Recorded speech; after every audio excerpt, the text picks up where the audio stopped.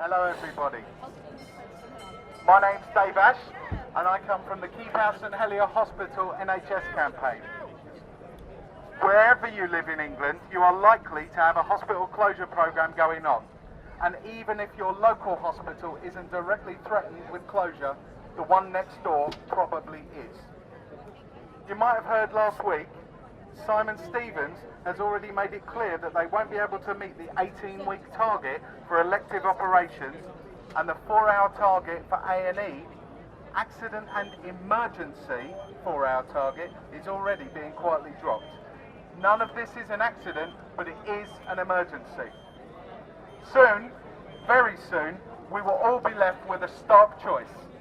Go along to a Skid Row NHS where you might have to wait 8 hours in an emergency, or take out private health insurance. It might not surprise you to learn that the head of NHS England, Simon Stevens, spent the 10 years prior to his appointment as head of NHS England working for the biggest American private health firm, United Health. Before that, he was an advisor to Tony Blair and Gordon Brown's governments. I happen to think that the National Health Service is by far the finest creation of any nation.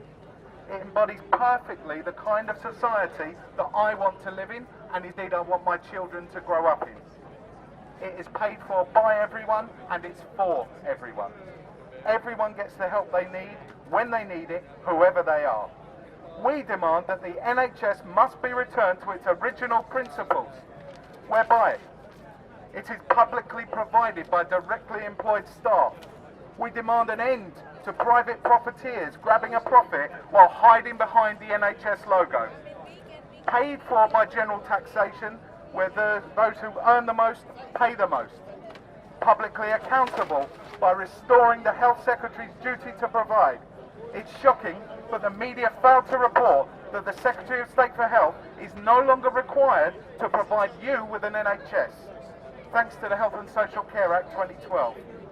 And it must be free at the point of clinical need, because we don't want to see an A&E reception with chip and pin machines, or a demand for payment before a doctor is allowed to save your life. Your NHS used to be the envy of the world, and these bastards are trying their hardest to take it from you. Along the way, we've seen a number of scapegoats being set up for the public to blame for the problems in the NHS. The ageing population, all those selfish old people who just won't hurry up and die, the overweight, who presumably don't deserve care because they're too greedy, smokers who don't deserve treatment because they smoke, and health tourism, so it's blaming the migrants. The government's own figures say that health tourism amounts to 0.3% of the NHS budget. We must never allow them to divide us. We are many and they are few. Everyone must get the help they need, when they need it, whoever they are. The founder of the NHS, Anira Bevan, said, "No society can legitimately call itself civilised if a sick person is denied medical aid because of a lack of means. And the denial of treatment to those who can't afford it is exactly where we are heading.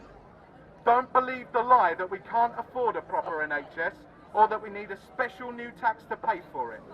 This is all part of the ploy to push us into the arms of the private healthcare industry. There's plenty of money to run the NHS properly, it's just being spent on the wrong things.